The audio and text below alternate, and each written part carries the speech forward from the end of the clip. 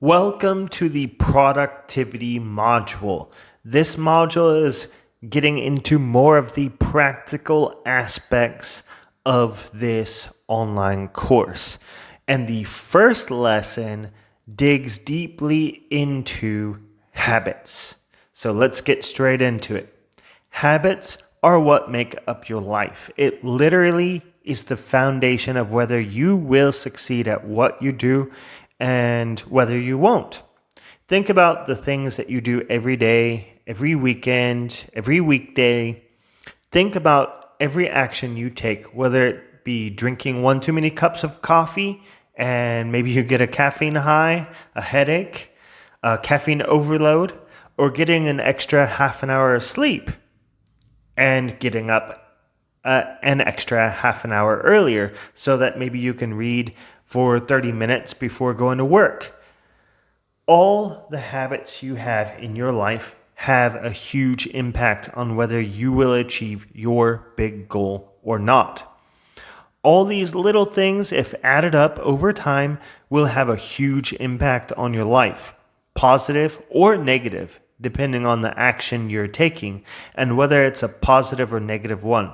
So it's up to you to choose the right habits that will help you reach your dreams, goals, and desires. Every action you choose should get you closer to the life you want to have. Now that you're in the second module and productivity is all about being practical, I want to give you some more practical exercises that will help you to figure out how to live a more productive life so you can accomplish what you want in a timely manner. And just a little side note here, I've borrowed quite a bit from Atomic Habits. And of course, I will mention some of the habits here, and I will mention which ones come from Atomic Habits. But I also want to just mention that, applying these habits in my personal life with reading has really made a huge impact on the way that I work, the way that I make my videos, the way that I write my blog posts, the way that I teach my classes, whatever I do in my life has come from all the habits I've built up.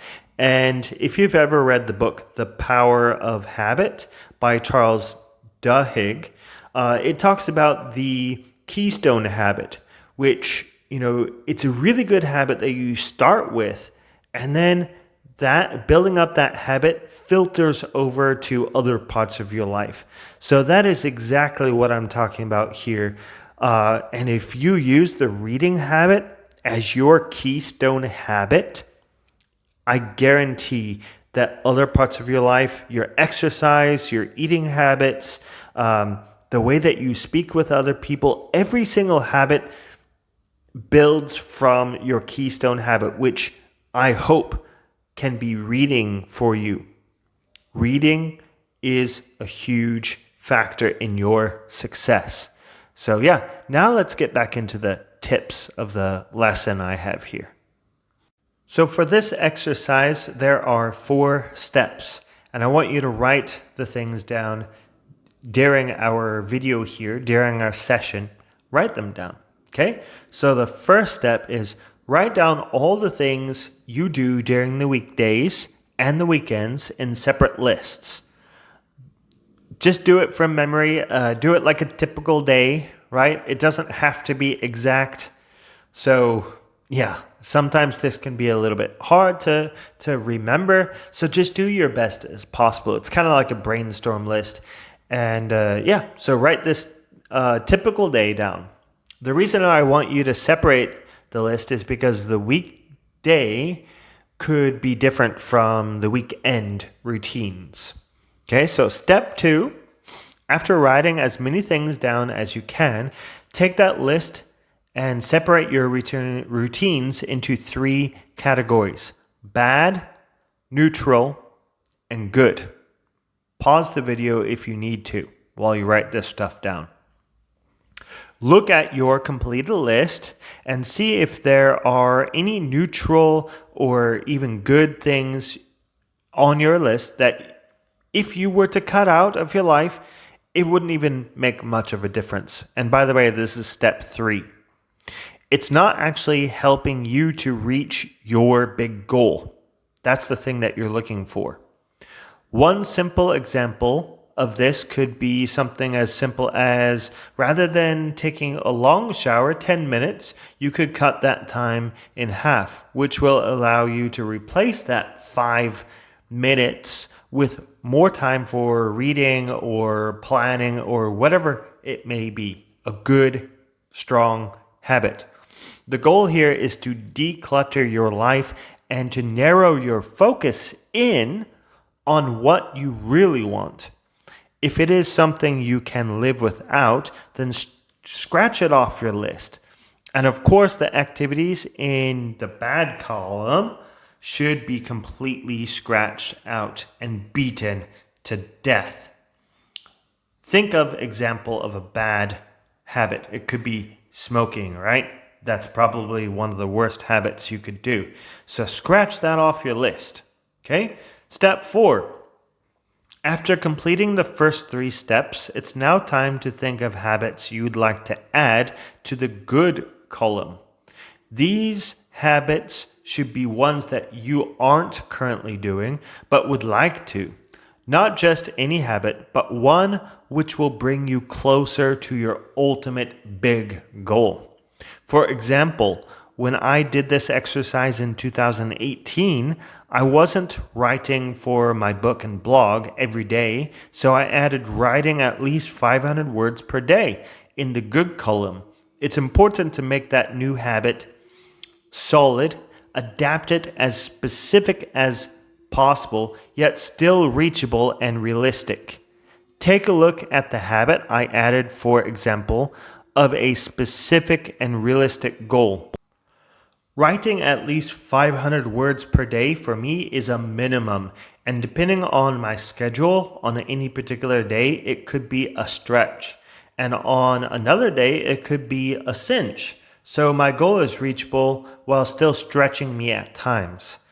On the days that I have extra time to write, and I feel very good about it, I might write closer to 1,000 words or more. On those good days, it's important to just let the words or other things you are working on flow without any worry about other goals. You never know when you might get that type of energy again. So just let it flow and you'll be amazed at the work you can produce. The same goes for any other habit you might add to the list. Take, for example, reading.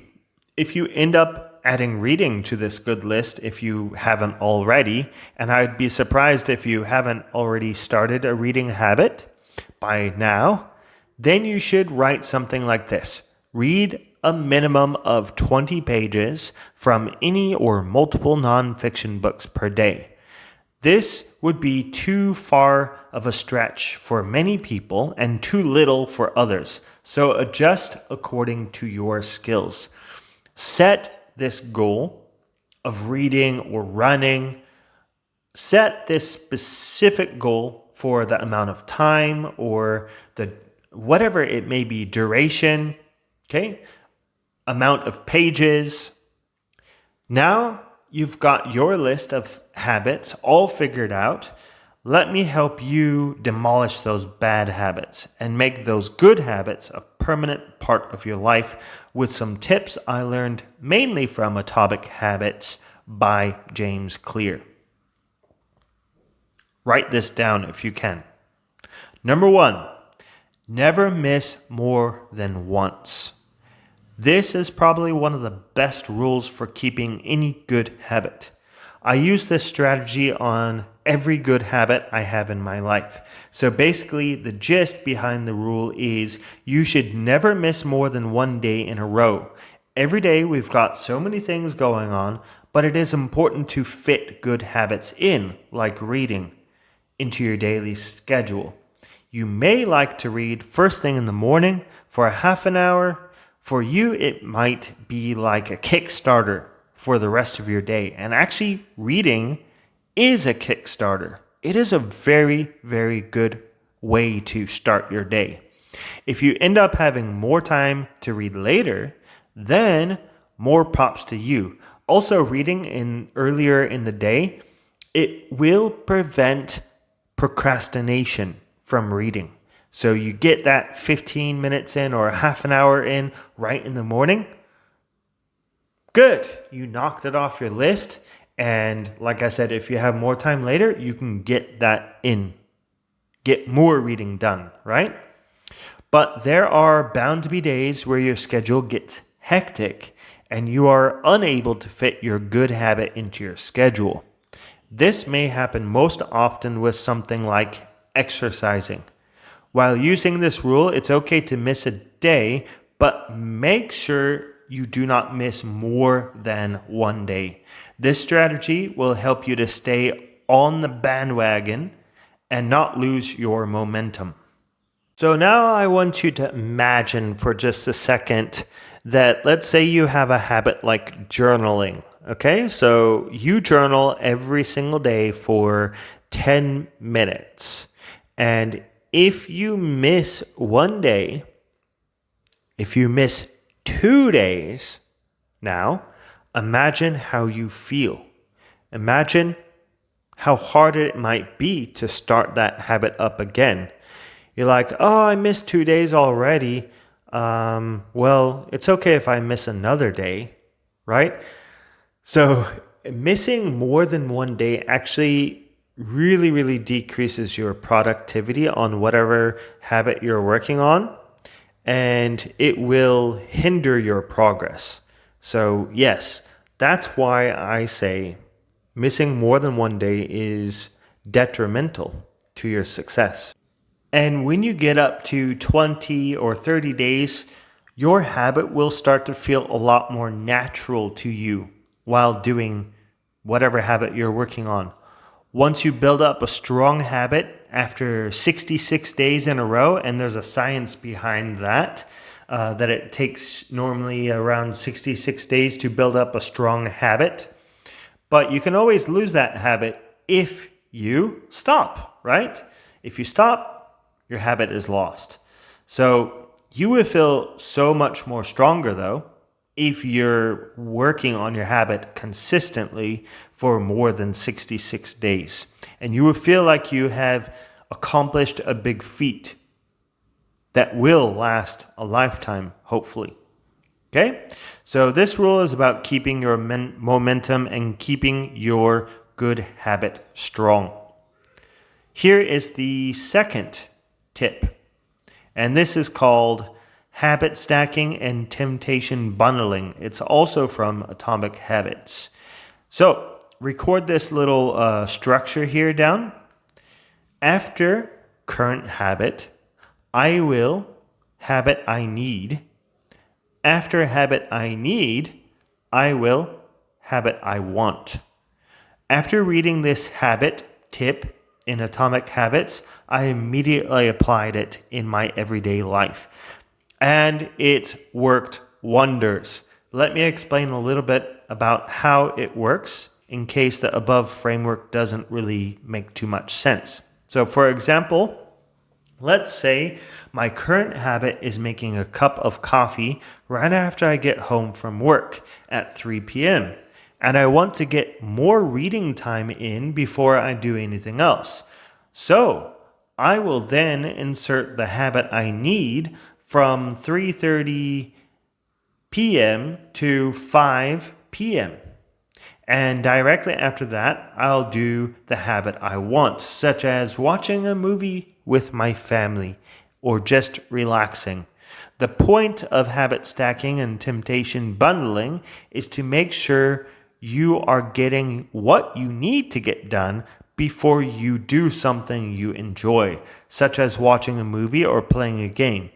Adding that temptation will motivate you to start the task you need to get done and stay focused on it for the full duration you planned on doing. You can do this with multiple habits, no matter how small or big they are. Just remember not to shortchange yourself on the habit you need by stopping short of complete just because you want to move on to the habit you want.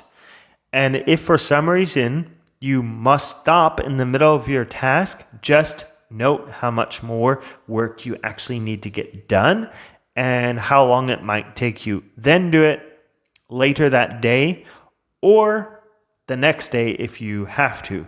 The sooner, the better. And here is the third habit tip. Always prioritize.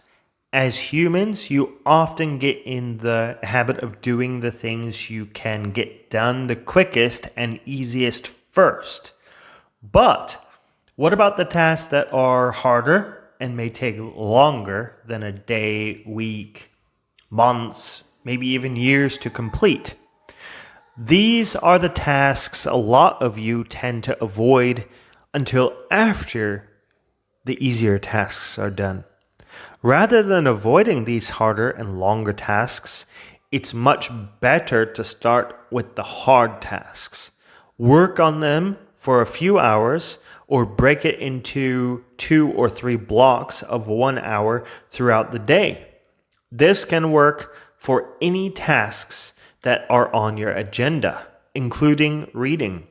The easiest way to keep track of your tasks is to write a simple priority list every day of the month. You can even do it weekly if you want to, and we will definitely talk more about this in the plan module. But here is an example. You have to start from the big picture, which is your big goal, and work your way down. So you have a yearly goal. So that may be something like writing your book. You have quarterly goals, which could be like finishing half of the book. I'm using a book as an example. Okay, you have your monthly goals, which could be finishing a certain amount of chapters. Your weekly goals, which is, maybe finishing a certain amount of words. And your daily goals also could be something finishing a certain amount of words. Okay.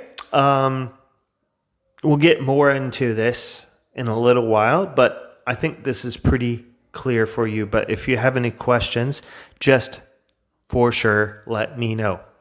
For the purpose of this lesson, just focus on daily goals, which, of course, relate to all of the above.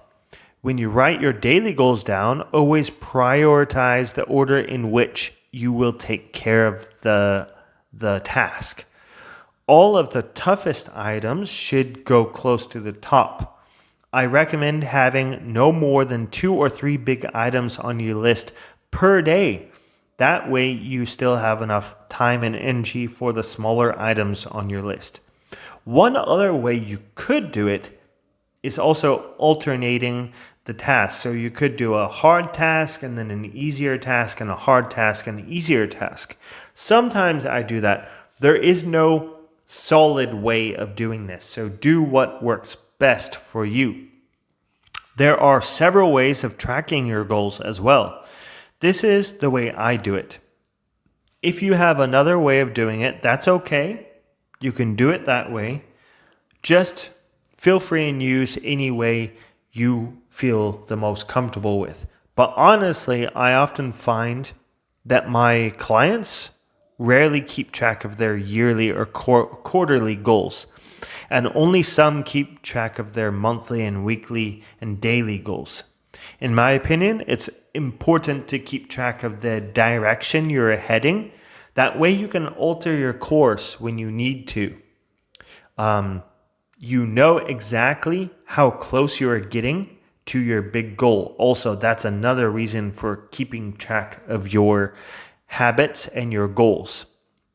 There will be a whole module on planning later, which I mentioned. So this is just basically the introduction. And it's important to start thinking more now about these goals. That way you can prepare for the exercises ahead. Now, I would like you to do the 3 exercises from this lesson if you have not already.